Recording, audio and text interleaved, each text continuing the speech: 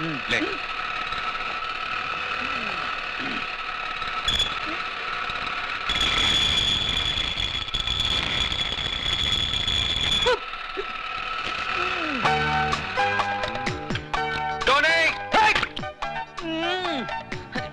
बड़ा पाव देखो, पूरा काला तेल पाव हो गया।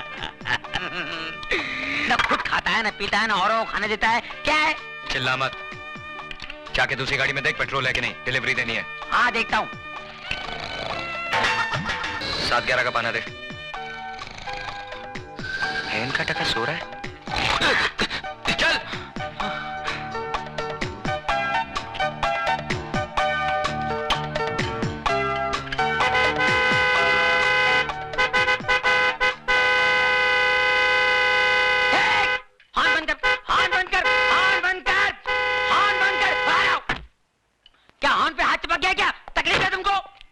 तकलीफ मैनू नहीं, इस गड्डी ने यार। क्या हो गया? क्या हो गया है? मैकेनिक मैं कि तू है? पापा जी बात सुनिए। क्या है कि मरीज जब डॉक्टर के पास जाता है तो मरीज खुद बताता है कि मेरे पेट में दर्द है, मेरे पीठ में दर्द है, मेरे मुंह में दर्द है, मुझे उल्टियां हो रही है, मुझे जुलाब हो रहा है। मैं पूछ रहा हूँ इसे क्या हो गया है? क्या हो गया है? ओ यार ये चटके दे दे के बंद पड़ गई है यार। बंद पड़ गई। मिर्गी खोलो, बोनट खोलो, जल्दी खोलो, बोनट खोलो, फौरन खोलो, जल्दी खोलो। मुर्गी, इंजन कहाँ है? तो मुर्गी इंजन किधर है? मैं भी हैरान हूँ, इंजन किधर है? अरे मैं तो परेशान हूँ कि गाड़ी यहाँ तक आई कैसे? मैं खुद चला के लेके आया इसे यार। आप खुद चला के लाए? हाँ जी। जरा याद कीजिए, रास्ते में कहीं यहाँ वहाँ तो नहीं गए आप? और नहीं यार, सवाल ही नहीं पैदा होता यार। अरे भाई ये बम्बई है, नजर जरा फिरी तुम, इंजन गुल। अच्छा हाँ, ऐसा भी होता है? ऐसा होता ही है। ये गाड़ी किससे ली आपने?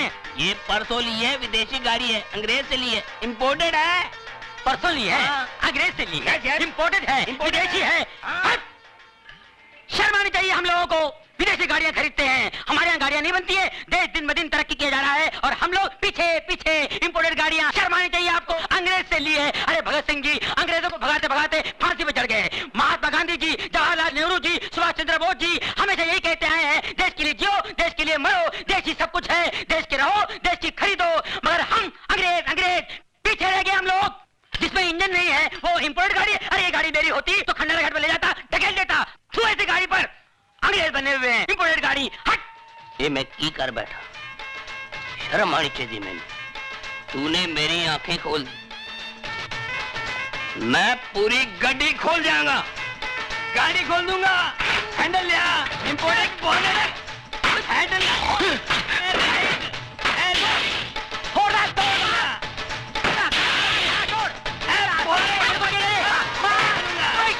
देसी गाड़ियों को काम मुझे नहीं मालूम है, विदेशी गाड़ी लेके आए। बोले मालूम है कहाँ है इंजन? फोड़ दे बगैर इंजन की गाड़ी, फोड़ दे।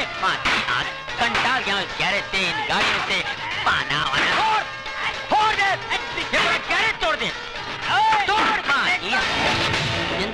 तोड़ दे। ओए हाँ, इंजन कहाँ से है भाई? पापा जी एक मिनट देखो, इस गाड़ी का यहाँ है इंजन। बाप रे मर गए पापा जी। जब पता ना हो कि कहाँ है इंजन, न खरीदो ऐसी गाड़ी प्यारे इंडियन। इसीलिए कहता हूँ बी इंडियन बाय इंडियन। 9 बजे का शो है और तुम अभी तक तैयार नहीं हुआ। अरे बिगिनिंग नहीं देखेगा तो मजा नहीं आएगा ना। मैं तो कब से तैयार हूँ मिसेस डेविड, बस उन्हीं का इंतजार कर रही हूँ। अरे वो आने वाला नहीं है, लिख लो तुम। अरे सुकान खुजाने का फुर्सत है, तुम बात करता है। ए टोनी, काय को फालतू का बात बोल के हमारा बेबी का दिल दुखाता है? हाँ, अजय ने उसको प्रॉमिस किया है कि वो उसको 9 बजे का पिक्चर दिखाएगा, उसको डिनर में लेके जाएगा, है ना? अरे सवाल इतने उठता है क्यों? अरे सिस्टर देखो मैं क्या बोलता हूँ, जो आदमी दिन रात दारू पीता है उसको क्या बोलते हैं? अल्कोहलिक। और जो आदमी दिन रात काम करता है उसको क्या बोलते हैं? वर्कोहलिक। वर्कहॉलिक। हाँ। बस अपने गुरु को वर्कहॉलिक हो गया है, वो आने वाला नहीं है। अरे कैसा नहीं आएगा? अरे भाभी मेरे को बहुत भूख लगा, पहला मेरे को खाना खिला दो बस। अरे कैसा? अरे रुको मैन, तुम किधर जाता है? किचन में टोनी को खाना देने। उसको हम खाना खिला देंगे। तुम एक बात हमारा ध्यान से सुनो, हमारा जो डेविड था ना, वो भी ऐसे ही करता था, काम में सब कुछ भूल जाता था, सब कमिटमेंट भूल जाता था। हम भी कमती नहीं था, हम भी उसका काम पे पहुंच जाता था और 2-4 ऐसा पोज मारता था कि डेविड खल्लास हो जाता था। अरे जल्दी से शटर डाउन करके हमारा साथ में निकलता था। तुम समझ गया ना हम क्या बोलना मांगता? ये मर्द लोग को कंट्रोल में करने का वास्ते थोड़ा 2-4 पैर पैतरा मारना मांगता। तुम समझ गया ना? समझ गई। अरे समझ गया तो खड़ा काय को जल्दी से जाओ, उसका भी शटर डाउन करो। गो मैन गो, जाओ ना। सिस्टर मान गया तुमको, you are great. Thank you, thank you.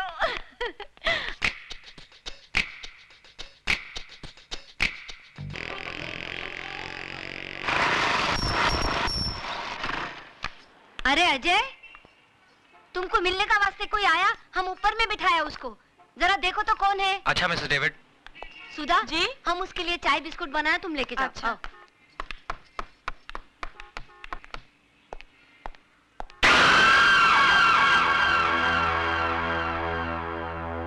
क्यों शिवा, मेरे को देख के खुशी नहीं हुई तेरे को? नहीं अन्ना, ऐसी बात नहीं है। तो आ, अन्ना के गले लग जा। आजा मेरे बच्चे, शिवा आजा।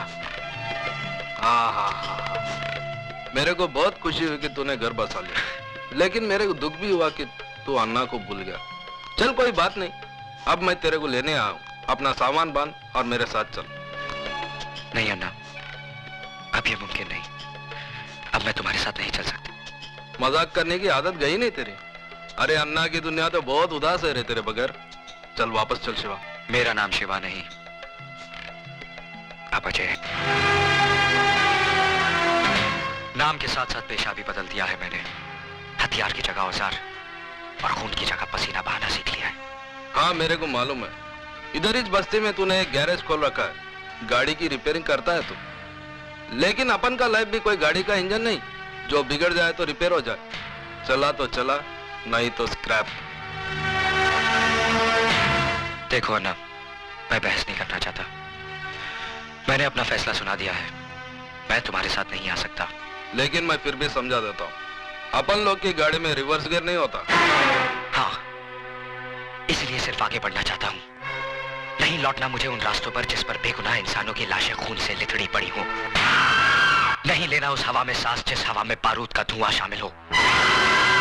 अन्ना, मैं तुम्हारे हाथ जोड़ता हूँ, मुझे मजबूर मत करो। प्लीज चले जाओ यहाँ से। क्या बोला तू?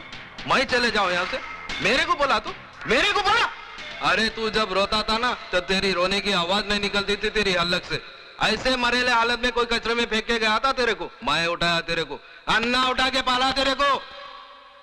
बच्चा जब बोलने लगता है, उसके मुंह से पहला वर्ड अम्मा निकलता है, लेकिन तेरे मुंह से अन्ना निकला था। अन्ना निकला था, अन्ना। इतना प्यार दिया मैंने तेरे को, और तू मेरे को बोलता मैं चले जाऊं यहाँ से? अरे 2 वक्त जोरू के हाथ का रोटी और 4 रात उसके साथ सोने को क्या मिल गया? अन्ना को भूल गया तू? अन्ना को? मैं जानता हूँ अन्ना, मेरी जिंदगी का एक एक पल तुम्हारे एहसानों का कर्जदार है। यही कर्ज था जिसकी खातिर जो कुछ तुमने मुझसे कराया मैं करता चला आया। लेकिन अब मुझे जीने का मकसद मिल गया है। मैं जीना चाहता हूँ अन्ना, एक नेक इंसान बनकर, अपनी खातिर, अपनी बीवी की खातिर। तो तू इसके लिए जीना चाहता है? याद कर शिवा, जिस आदमी के घर पे तूने पैसे भिजवाए थे वो कोई और नहीं, तेरे औरत का पहला मर्द था। अब तू जीना चाहे भी तो जी नहीं सकेगा, क्योंकि जिसके मांग में तूने सिंदूर भरा है ना, उसका मांग उजाड़ने वाला भी तू है। उसका पहला पति रवि मल्होत्रा का कातिल तू है। उसको विधवा बनाने वाला तू है, तू है, तू है।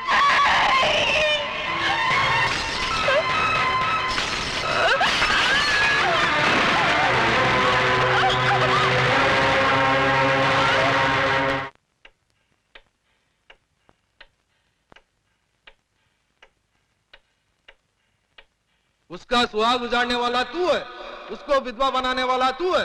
तू है शिवा, तू तू तू। पुलिस से क्यों भाग रहा था? पुलिस से क्यों भाग रहा था? पुलिस!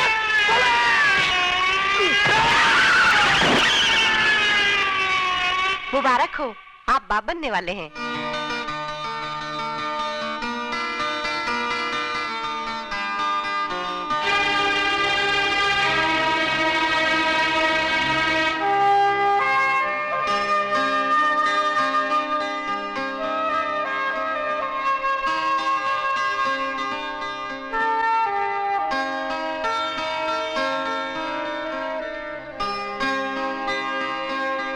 अपनी ही करनी का फल है नेकी और रुसवाइयां।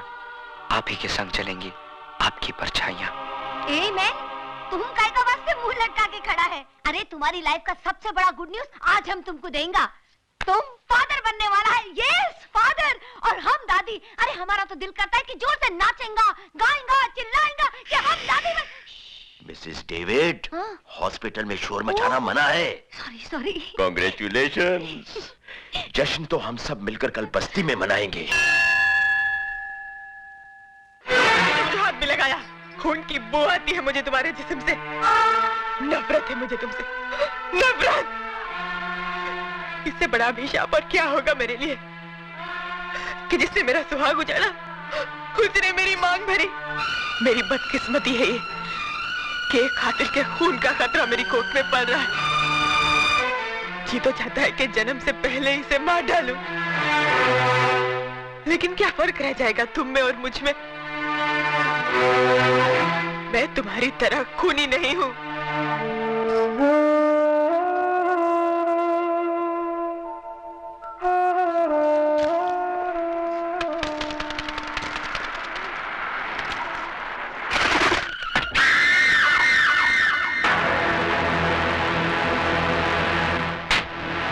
कैसी बुरी हालत बना ली रे तूने अपनी।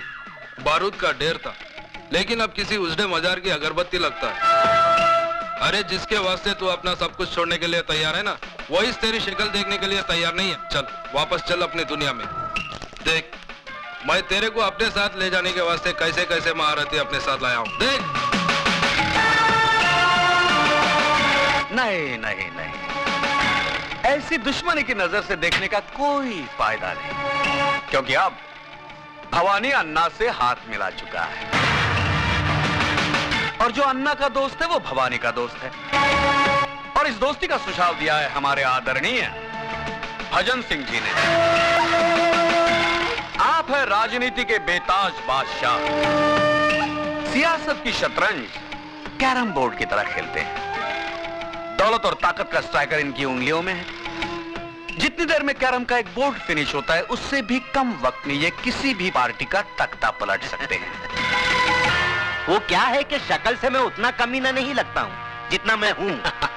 बहुत सोच समझकर राजनीति के इस धंधे में कदम रखा है मैंने। जानते हो क्यों? क्योंकि नेतागिरी ही एक ऐसा धंधा है जिसे शुरू करने के लिए ना फाइनेंस की जरूरत होती है ना क्वालिफिकेशन की। सिर्फ कोयल सी मीठी जुबान और लोमड़ी सा शातिर दिमाग चाहिए। दरअसल मैंने ही अन्ना को सुपारी दी थी उस सीएम को मारने के लिए, और तुमने भी कोई कसर नहीं छोड़ी थी उसे मारने के लिए, मगर साला किस्मत का धनी था। बच गया, और मर गया वो जो तुम्हारी बीवी का पहला पति था। हमारे मुल्क में ऐसे लोगों की कमी नहीं है जो रुपए लेकर खून करते हैं। तुम्हारे पास आने की वजह है तो सिर्फ इतनी कि बंदूक चलाते वक्त तुम्हारी उंगलियां नहीं कांपती। 26 जनवरी को वही सीएम इस शहर में आ रहा है किसी सरकारी मीटिंग के सिलसिले में, और 28 जनवरी को वापस जा रहा है। यानी 48 घंटे हैं तुम्हारे पास अपना पिछला अधूरा काम पूरा करने के लिए। यह मत समझना कि तुम्हें पैसे नहीं मिलेंगे इस काम के। इतनी रकम मिलेगी, जिंदगी भर ऐश करोगे, ऐश। ये मशीन गन दिखने में बहुत छोटी है, लेकिन इसकी गोलियां बहुत दूर तक जाती हैं बिना आवाज किए। उठा लो इसे, इसका गला बारूद उगलने के लिए मचल रहा है। सोच क्या रहा है शिवा? तेरा मनपसंद खिलौना तेरे सामने पड़ा है, उठा ले इसे। उठा ले शिवा, उठा ले।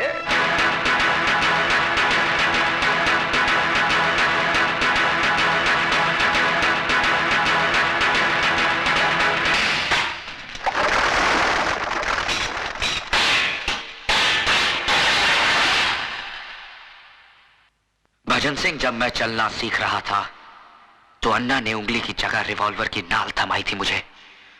बड़ी मुश्किल से अपने हाथों से बारूद की बदबू धोई है मैंने। मुझे दोबारा हथियार उठाने पर मजबूर मत करना, वरना कैरम बोर्ड तुम्हारे सामने होगा, लेकिन स्ट्राइकर चलाने के लिए तुम्हारी हथेली पर उंगलियां नहीं रहेंगी।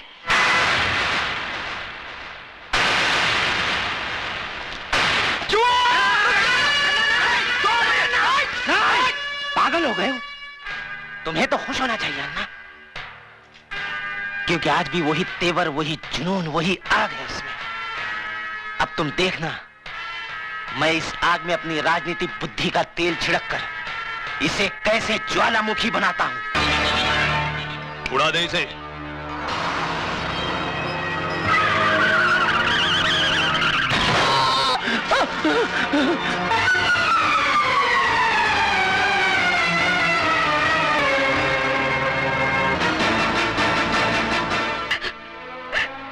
भाभी, ये सब कैसे हुआ? पता नहीं, ऑफिस से घर आ रहे थे, अचानक कार उड़ाकर चली गई। एक्सक्यूज मी, केस बहुत सीरियस है, हमें दूसरे अस्पताल से सर्जन को बुलाना होगा। आप 30-40 हजार रुपए जमा करवा दीजिए। 30-40 हजार रुपए?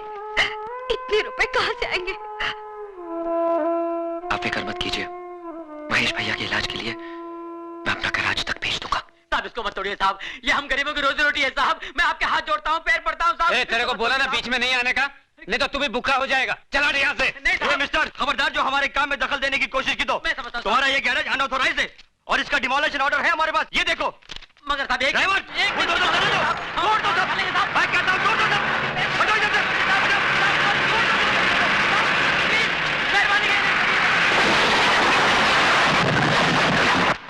गुरु गजब हो गया, बहुत गड़बड़ हो गया। म्युनिसिपालिटी वालों ने अपना गैरेज तोड़ दिया। मैंने उनको बहुत समझाया गिराया कि मत तोड़ो, कहते हैं गैर कानूनी है।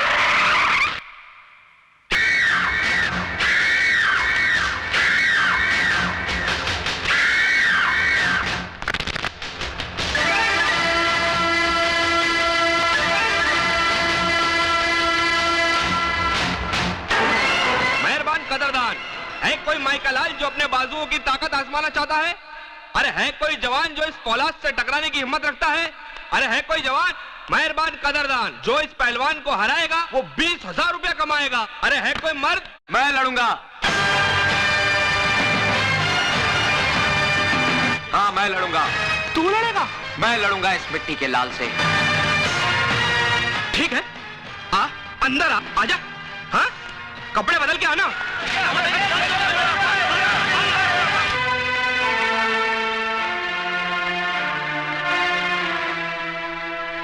इसके 35 मिलेंगे,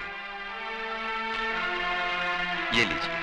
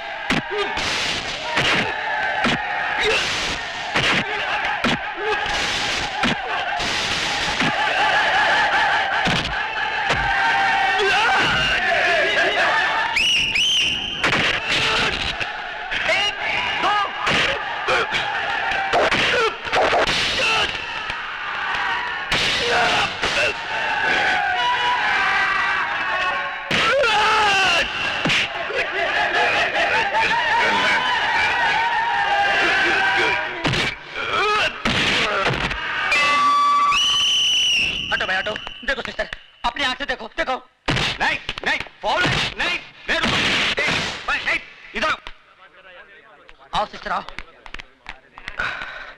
जीतने के 20, हारने के 40 मिलेंगे। मेरा पहलवान नहीं हारना चाहिए, मेरी इज्जत का सवाल है। मैं हारने के 40,000 दूंगा। 30-40 हजार रुपए, इतने पैसे कहाँ से आएंगे? गुरु क्या? ठीक है, पैसे इसको दे देना। एमेन, तुम कैसा बात करता है? अजय, पूरे 40 गिन ले।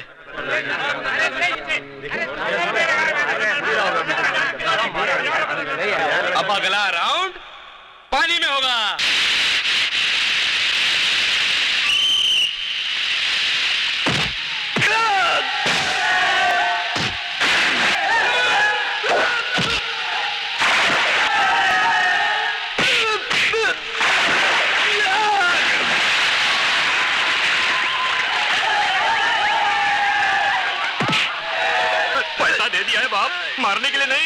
खाने के लिए हो।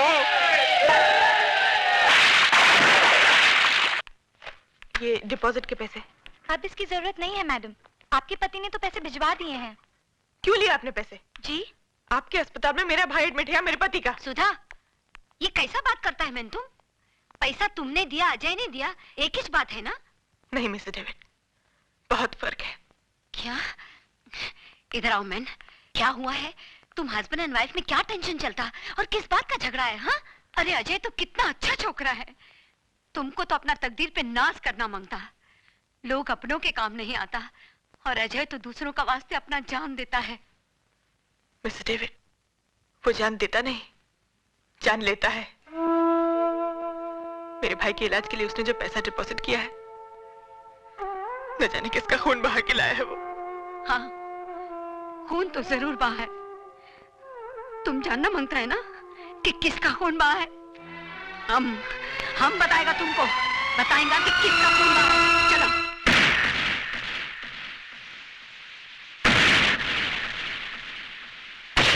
हटो मैन, देखो अपना आंखी से देखो कि किसका खून बहाता है।